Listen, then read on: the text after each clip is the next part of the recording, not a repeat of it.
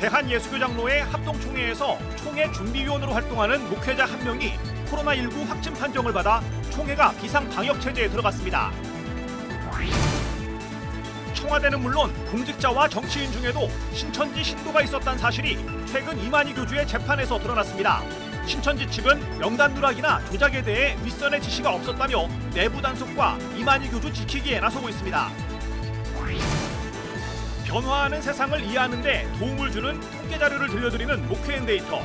오늘은 한국 개신교인들의 공교회 인지도에 대해 알아봅니다. 여러분 안녕하십니까? CBS 뉴스입니다. 대한예수교장로회 합동총회에서 총회 준비위원으로 활동하는 목회자 1명이 코로나19 확진 판정을 받아 총회가 비상방역 체제에 들어갔습니다. 송주열 기자의 보도입니다.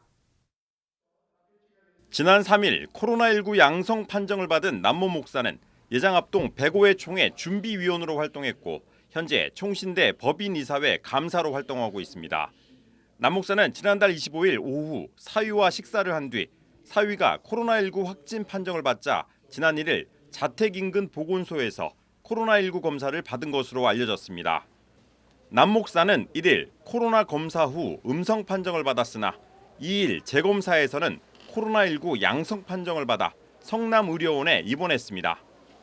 그런데 남 목사가 지난달 29일 400여 명이 참석한 것으로 알려진 대규모 교단 행사에도 참석한 것으로 확인되면서 교단 내 우려가 커지고 있습니다. 예장 합동과 개혁교단 통합 15주년을 기념해 열린 집회에는 교단 관계자들은 물론 유력 정치인들도 대거 참석한 바 있습니다. 현재 예장 합동총회는 이번 회기에 신설된 위기관리대응위원회를 가동했습니다. 위기관리대응위원회는 확진 판정을 받은 남 목사의 동선을 파악해 총신대 이사회와 총회준비위원회 모임 참석자들 모두 코로나19 검사를 받게 해 전원 음성 판정을 받았다고 밝혔습니다. 또 예장 합동 개혁교단 통합 15주년 기념예배 참석자 중 남 목사와 함께 식사한 이들에게 코로나19 검사를 받도록 했습니다. 총회는 나머지 400여 명에 대해서도 남 목사의 코로나19 확진 사실을 알리면서 코로나 검사를 받으라고 조치하고 있다고 밝혔습니다. 우리가 이제 전원 연락 통보를 했고, 예. 이상 있으면 연락해주라. 이분이 다니는 그 모든 걸 다 저희 동선 다 추적했고 자체적으로 다 조치했고 방역 수칙에 따라서. 소광석 총회장을 비롯한 교단 임원들 역시 코로나19 검사를 받았으나 모두 음성 판정을 받았다고 전했습니다. 예장 합동 위기관리대응위원회는 4일과 5일 이틀 동안 서울 강남구 총회회관 전체 방역을 실시하는 등 코로나19 확산 방지를 위해 총력을 기울이고 있습니다. CBS 뉴스 송주열입니다. 한국기독교교회협의회 총무 이홍정 목사와 일본 그리스도교협의회 총간사 김성재 목사가 최근 독일 베를린 미테구의 평화의 소녀상 철거 시도 사태와 관련해 세계교회와 시민사회에 드리는 공동 호소문을 발표했습니다. 한일교회 지도자들은 호소문에서 일본 정부가 평화의 소녀상을 없애겠다고 하는 것은 역사의 진실에 대한 도발이며 또다시 인류에 대한 범죄를 저지르는 행위라고 주장했습니다.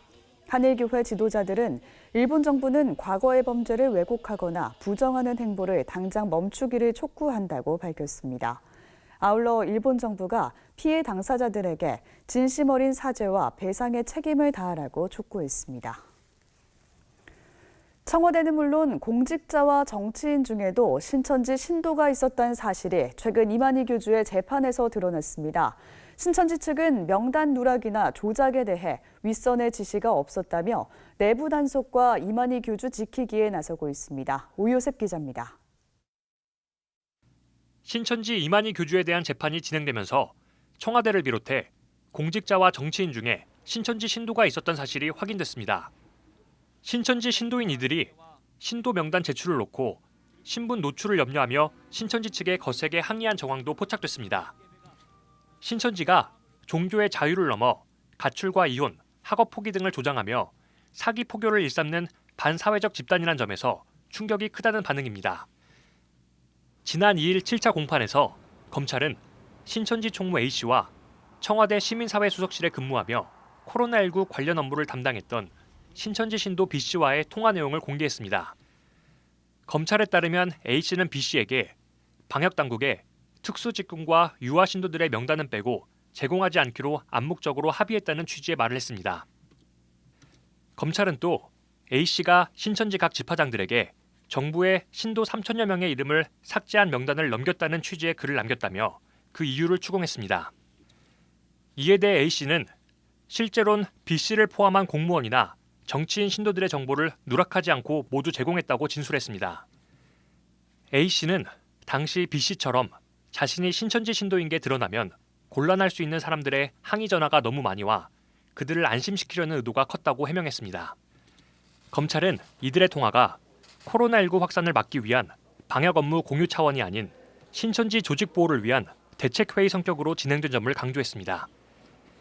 한편 신천지 측은 신도 명단 누락과 조작 혐의에 대해 윗선의 지시가 없었다며 이만희 교주 지키기에 나서고 있습니다. 지난 4일 열린 8차 공판에서 신도와 시설 명단을 작성한 것으로 알려진 신천지 관계자는 검찰의 질문에 모르쇠로 일관하며 이만희 교주로부터 명단 누락을 지시받은 적 있냐는 질문엔 없다고 잘라 말했습니다. 코로나19로 신천지 집회 장소가 폐쇄되며 10개월 가까이 집회가 중단되자 신천지가 내부 단속에 나선 것도 포착됐습니다.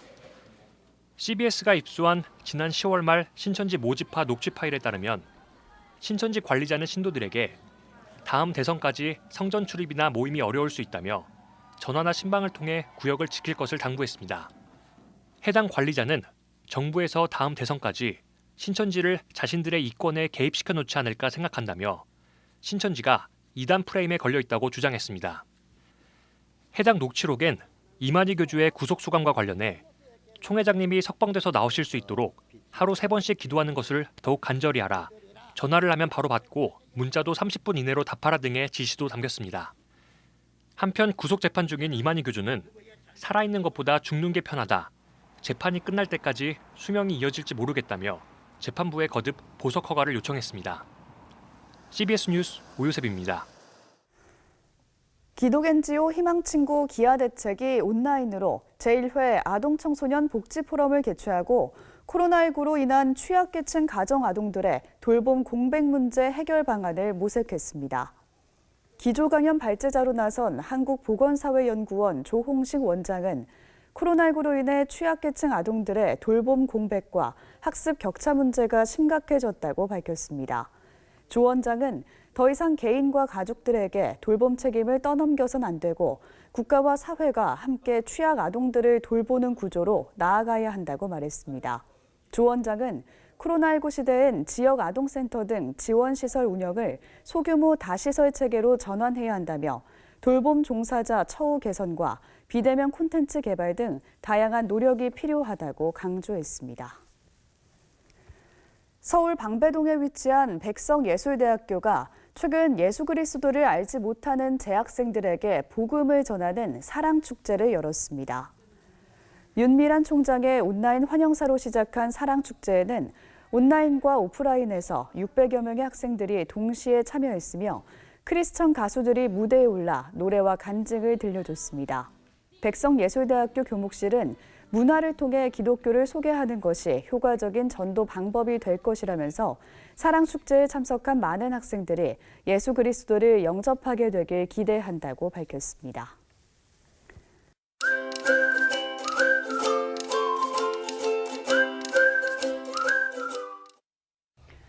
변화하는 세상을 이해하는 데 도움을 주는 통계 자료를 들려드립니다. 목회앤데이터 순서인데요.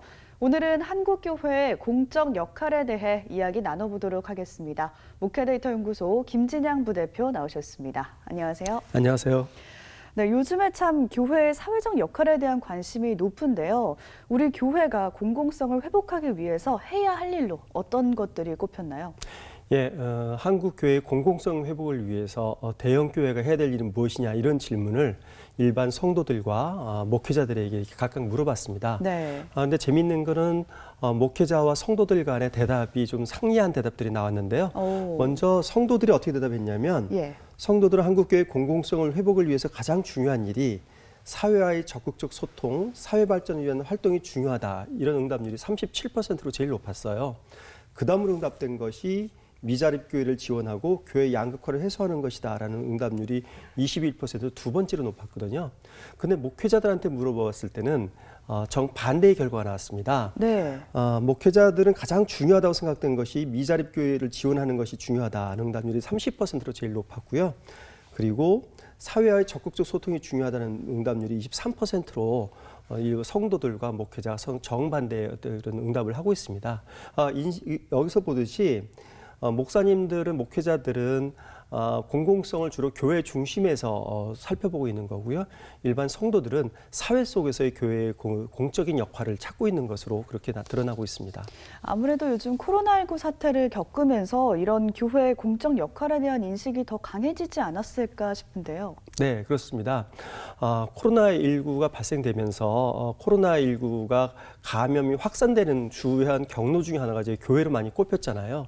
그러면서 교회가 여러 가지 사회적인 이미지가 안 좋아졌고 또 사회적 거리 두기를 실천하는데 그것을 의도적으로 어기는 그런 교회들이 또 많이 나타나서 그것 때문에 여러 가지로 사회적인 무리를 많이 빚었던 것도 사실입니다.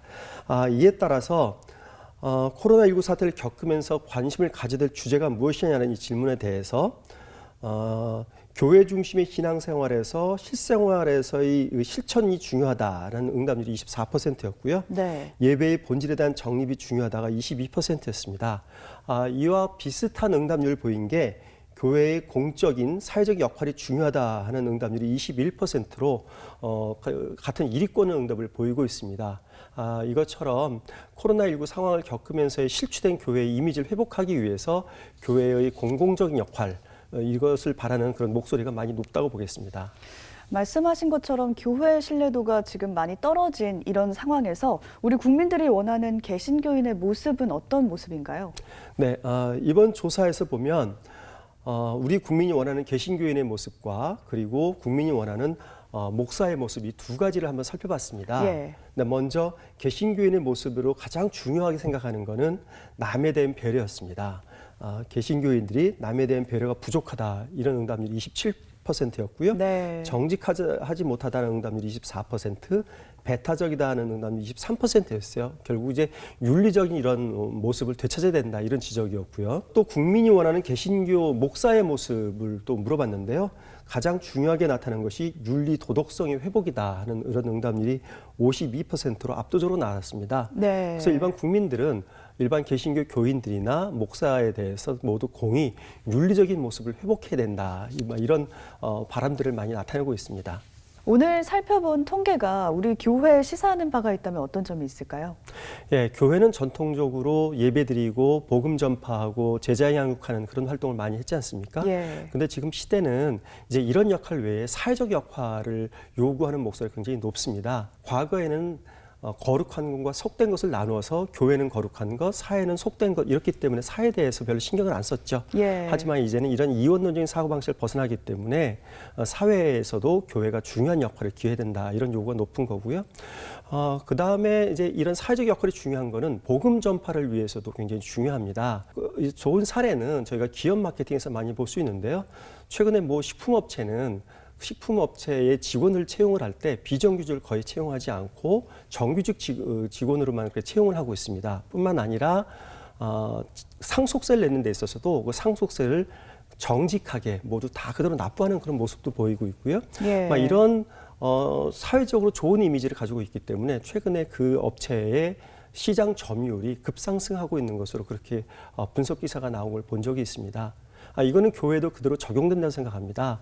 복음을 전파하는데 교회가 사회적인 이미지가 나쁘다면 어느 누가 교회를 찾아오겠습니까? 따라서 교회도 사회적인 역할을 하고 좋은 사회적 이미지를 가질 때에 복음 전파에 더 많은 도움이 될 것이라고 그렇게 생각합니다. 네, 교회가 사회 속에서 공적 역할을 하는 모습 기대해 보겠습니다. 오늘 말씀 여기까지 듣죠. 지금까지 세상과 교회 흐름을 통계로 살펴봤습니다. 목회데이터 연구소 김진양 부대표 함께했습니다. 고맙습니다. 네, 감사합니다.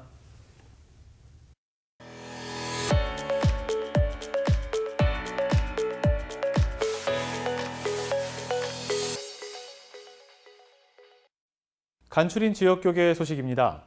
부산 남성교회 차우진 목사의 위임 감사 예배가 열렸습니다. 부산 남성교회가 차우진 목사의 위임 감사 예배를 드렸습니다. 하나님이 저를 부르셨기에 은혜와 능력을 주실 줄 믿습니다. 주님 의지하고 끝까지 주님 앞에 충성된 종으로 잘 섬기는 그런 목회자가 되도록 힘쓰겠습니다. 울산 대형교회 조은 목사가 예배 설교를 전했고 북왕교회 김창수 원로 목사, 초량교회의 김대훈 목사, 땅끝교회 안맹환 목사, 남성교회 이선유 은퇴 목사 등이 참석해 차우진 목사의 위임을 축하했습니다. 서귀포시 기독교교회협의회는 정기총회를 열었습니다. 서귀포시 기독교교회협의회가 50회 정기총회를 열고 회수교회 진성기 목사를 신임 회장으로 선출했습니다. 삶에 지치고 힘든 사람들에게 교회협의회가 최선을 다하되 하나님의 위로하심과 회복의 역사가 일어날수록 기도를 할 것입니다. 그리고 이를 위해서 협의회가 최선을 다하게 될 것입니다. 총회에서는 임원 교체와 예산 수립 등 각종 회무를 처리했습니다.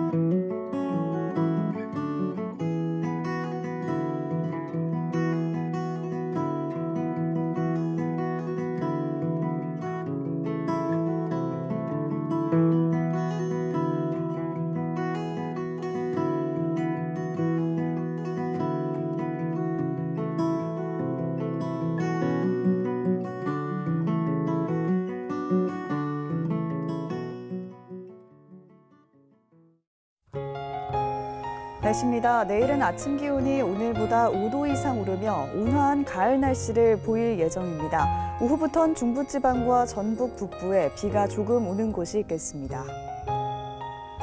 내일 아침 최저 기온은 3도에서 13도, 낮 최고 기온은 14도에서 20도로 예상됩니다. 이상으로 뉴스를 마칩니다. 함께해 주신 여러분 고맙습니다.